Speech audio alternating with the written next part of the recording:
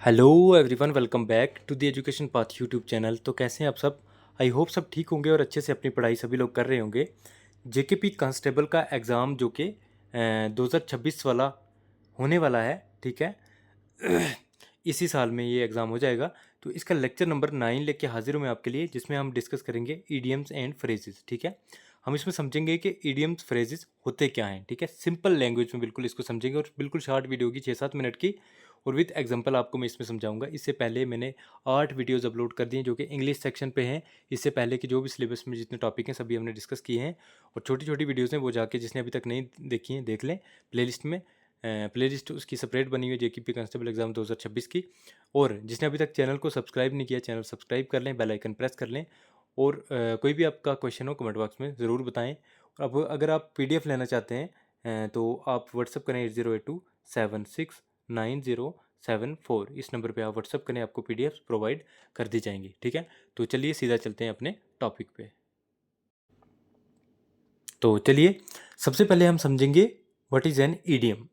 Idiom होता क्या है, ठीक है। An idiom is a group of words whose meaning is different from literal meaning of the individual words, ठीक है। ईडियम एक ऐसे वर्ड का ग्रुप है जिनका मीनिंग जो कि डिफरेंट होता है, लिटरल जो सही मीनिंग होता है किसी लफ्ज़ का, वर्ड का, तो उससे अलग होता है, ठीक है। और हर एक इंडिविजुअल वर्ड का उससे जो लिटरल मीनिंग होता है उससे डिफरेंट मीनिंग इसका निकलता है, ठीक है। इन सिंपल वर्ड्स में अगर बात करें तो you can not understand the meaning of an idiom by translating each word separately, ठीक है। तो सिंपल वर्ड्स में अगर बात करें तो आप किसी भी ईडियम का जो मीनिंग है वो हर एक वर्ड का सेपरेटली मीनिंग जो कि समझ नहीं सकते उसको सिंपल ट्रांसलेट करके, ठीक है। एग्जाम्पल के तौर पे सबसे पहली एग्जाम्पल है ईडियम। ईडियम जैसे है, ईडियम मान लो मुहावरा है, ठीक है। जैसे उर्दू में हिंदी में मुहावरा कहते हैं अ पीस ऑफ केक। एक पीस ऑफ केक क्या होगा? एक केक का टुकड़ा, ठीक है। लिटरल मीनिंग तो इसका आएगा एक स्लाइस ऑफ केक, मतलब एक केक का स्लाइस, टुकड़ा, ठीक है।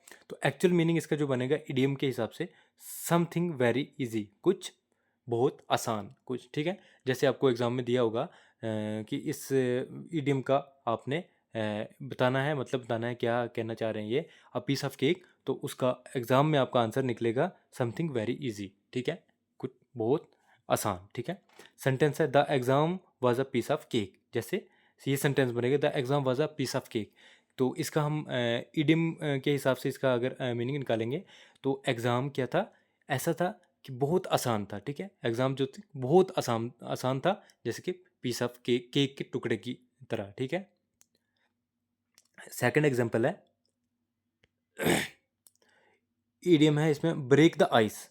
तो इसका अगर लिटरल मीनिंग जाने तो टू ब्रेक आइस मतलब बर्फ को तोड़ना, लेकिन एक्चुअल मीनिंग इसका बनेगा to start a conversation in a social situation, ठीक है। कोई बातचीत सोशल सिचुएशन के हिसाब से शुरू करना है। इसका सेंटेंस बनेगा the teacher told a joke to break the ice, ठीक है। टीचर ने जोक बोला कि बर्फ की तरह वो टूट गया, मतलब उसका मीनिंग निकल रहा है कि ऐसा जोक टीचर ने बताया कि सभी बर्फ की तरह टूट गया, ठीक है। अब देखेंगे इसमें कि फ्रेज क्या होता है। What is phrase? फ्रेज क्या होता है? A phrase is a group of words that does not contain a complete subject and verb, ठीक है।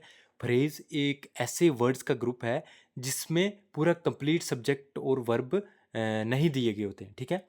It works as a part of a sentence and usually has a direct meaning, ठीक है। ये एक sentence के एक हिस्से की तरह काम करता है, ठीक है। और इसका एक डायरेक्ट मीनिंग निकलता है, ठीक है, हर एक फ्रेज का, ठीक है। एग्जाम्पल के तौर पे पहले एग्जाम्पल मैं आपको बताऊं इन द मॉर्निंग, ठीक है। सेंटेंस क्या बनेगा? इन द मॉर्निंग। मॉर्निंग तो है इसका पूरा एक सिर्फ क्या है? सुबह में, सुबह, ठीक है, सुबह में, सुबह के टाइम में, ठीक है। I wake up early in the morning, ठीक है, पूरा सेंटेंस बन गया। तो इसका क्या है? डायरेक्ट मीनिंग निकल रहा है इन द मॉर्निंग का, ठीक है। जो ऊपर दिया है इन द मॉर्निंग का डायरेक्ट मीनिंग निकलता है कि सुबह के वक्त, ठीक है। आई वेक अप अर्ली, मैं सुबह जल्दी जागता हूँ, इन द मॉर्निंग सुबह के टाइम, ठीक है। सेकंड एग्जांपल है एट होम, ठीक है, सिर्फ एट होम, ये फ्रेज है, ठीक है, घर पे, ठीक है। He is at home now, पूरा सेंटेंस बन गया।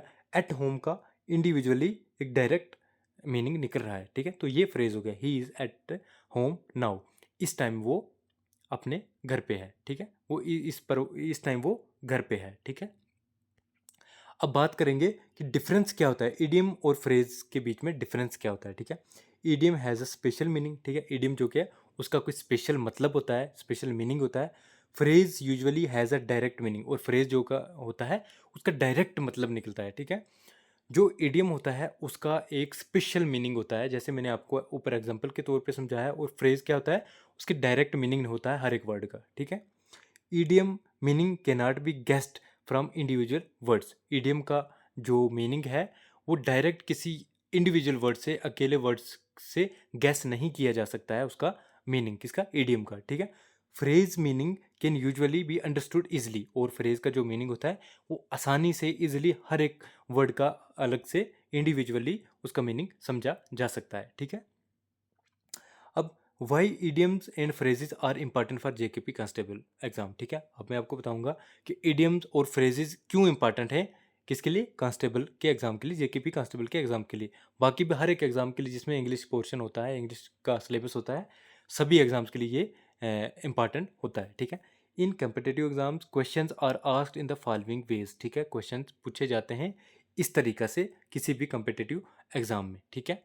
जैसे choose the correct meaning of idiom, ठीक है, ये क्वेश्चन आपको पूछा जाएगा, choose the correct meaning of idiom, और नीचे दिया गया होगा आपको ईडियम को ही, जैसे मैंने आपको ऊपर पहले एग्जाम्पल के तौर पे भी दिखाया। और या फिर पूछा जाता है fill in the blanks with correct idiom, ठीक है, ईडियम को दिया होगा नीचे ऑप्शंस में, और फिल इन द ब्लैंक्स आपको बोला जाएगा, इन ब्लैंक को फिल कीजिए, ठीक है।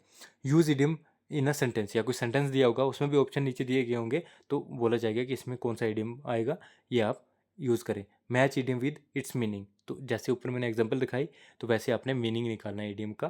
तो इस तरह के क्वेश्चंस आपको हर एक एग्जाम में पूछे जाते हैं इंग्लिश के ईडियम फ्रेजेस पोर्शन से, ठीक है।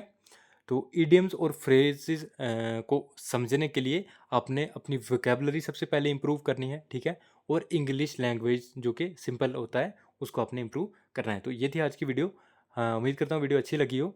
तो अगर वीडियो अच्छी लगी लाइक करें, अपने फ्रेंड्स के साथ शेयर करें, अपना कोई क्वेश्चन आपका है कमेंट बॉक्स में बताएं, और अगर आप पीडीएफ लेना चाहते हैं व्हाट्सअप करें मुझे 8082769074, इस नंबर पे आप व्हाट्सअप करें, आपको पीडीएफ मिल जाएंगी। तो चलिए मिलते हैं नेक्स्ट वीडियो में, तब तक के लिए बाय बाय, टेक केयर।